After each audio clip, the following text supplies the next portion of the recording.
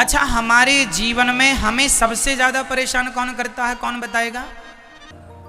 हमें परेशान मन करता है, मन कहता है ये मिल जाए, मन कहता है वो मिल जाए। पड़ोसन ने रानी हार बनवाया तो इसका भी मन कहने लगा मेरा भी बन जाए। तो ये जो मन जिसे देखता है, मन उसकी तरफ तुरंत चला जाता है। सही है मैया? इसलिए हम कहते हैं अपने मन पर कंट्रोल। ये मन कौन है? मन भगवान का स्वरूप है। यदि आप कहें कि महाराज जी मन यदि भगवान का स्वरूप है तो फिर मन में ऐसे गंदे गंदे विचार क्यों आते हैं? मन ऐसा क्यों हमें तंग करता है, परेशान करता है? तो कारण समझिएगा। गंगा का पानी जब बाढ़ आती है ना गंगा जी में, तो गंगा जी का पानी चारों तरफ फैल जाता है। और जब बाढ़ खत्म हो जाती है तो आपने देखा होगा गंगा जी का पानी, एक तो गंगा जी की धार से जुड़ा है, वो तो बह रहा, पर कुछ पानी गड्ढों में भर जाता है। बाढ़ जब जाती है तो पानी नदियों का कुछ गड्ढों में गंगा जी का भर जाता है या नहीं? हाँ या ना? तो जो गड्ढे में पानी भरा है वो किसका पानी है?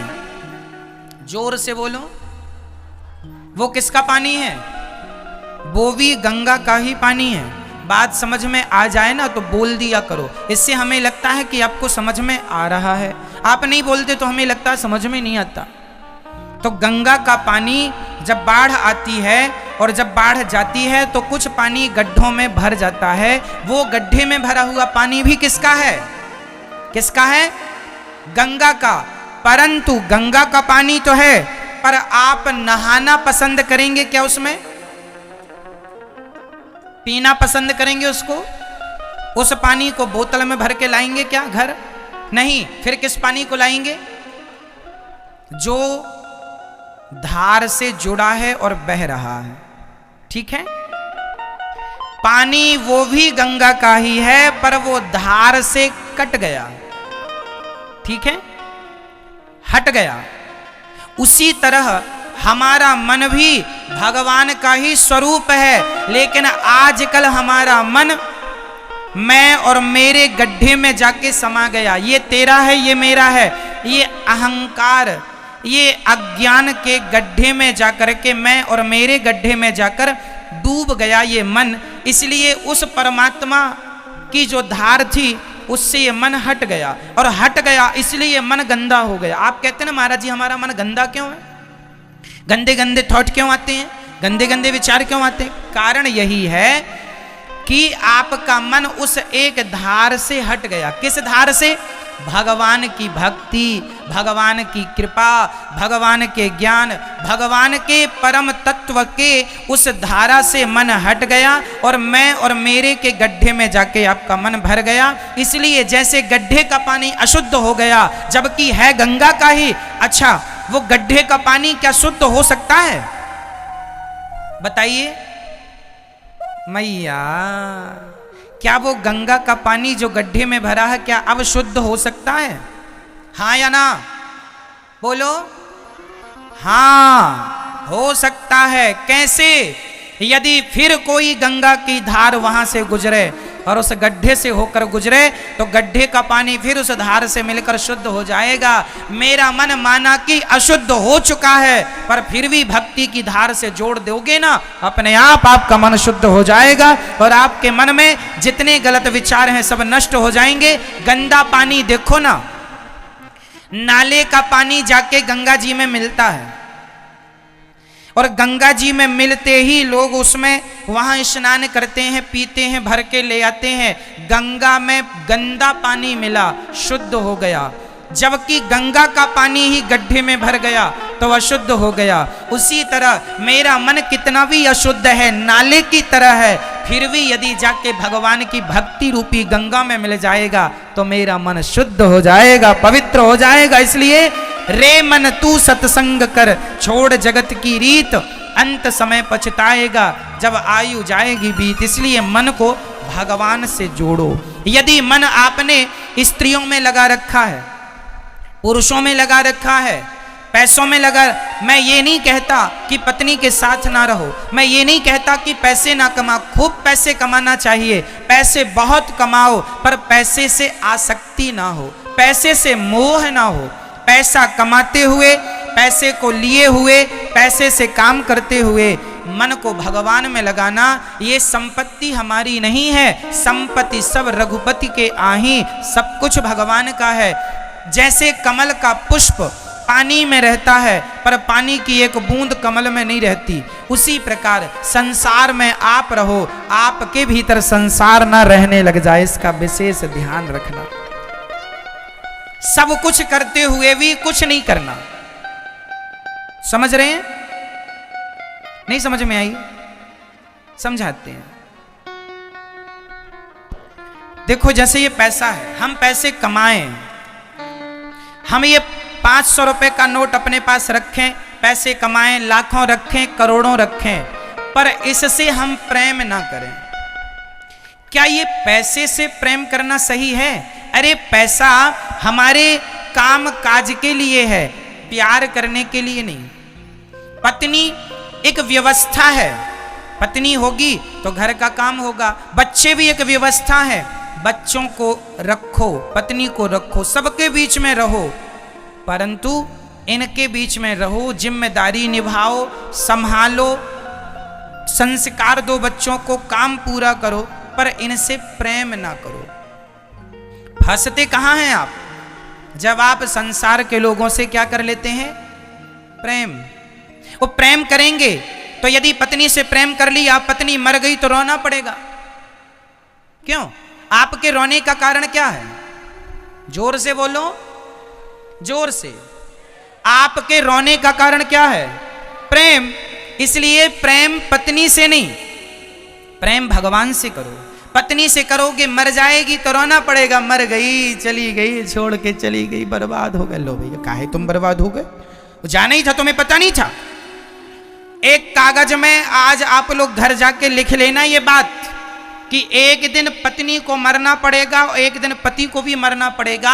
अब पहले कौन मरता है ये विधाता जानते हैं, लेकिन तुम दोनों में से एक लोग पहले मरेंगे, चाहे पति मरे चाहे पत्नी मरे। ये सत्य है या नहीं? क्या इस सत्य से आप और हम बच सकते हैं? तो जब आपको पता है कि पत्नी एक दिन मरेगी, जब आपको पता है कि आपका बाप एक दिन मरेगा, तो मरने पे इतना ज्यादा रोते काहे हो? क्या नहीं पता था कि मरेगा? तुम रो रहे हो इसलिए क्योंकि तुमने प्रेम कर लिया। क्यों किया? किसने कहा था? महाराज जी हमारे तो पति को भगवान ने उठा लिया, इतनी पूजा करते थे। तो तुम पूजा करते थे तो क्या चाहते हो? तुम्हारा पति अमर हो जाए? तुम पूजा करते हो तो क्या चाहते हो? तुम्हारी पत्नी अमर हो जाए? तुम पूजा करते हो तो क्या चाहते हो? कि तुम्हारा बेटा अमर हो जाए? ना मेरी माँ, भगवान भी आए तो लीला पूरी करके गए, तुम्हारी हमारी लीला पूरी होगी, जाना। ये प्रकृति का सत्य है, मानो ना मानो, आया है सो जाएगा। राजा रंग फकीर, एक सिंहासन चढ़ चला, एक बंधा जंजीर, जाना पड़ेगा। इस सत्य को स्वीकार कर लो, नहीं करो तो भी आपकी फिर रोते रहो। कौन नहीं गया? नाम बताओ मुझे, एक का नाम बताओ जो ना गया हो। फिर क्या दशरथ जी नहीं गए? क्या राम की माता कौशल्या जी नहीं गई?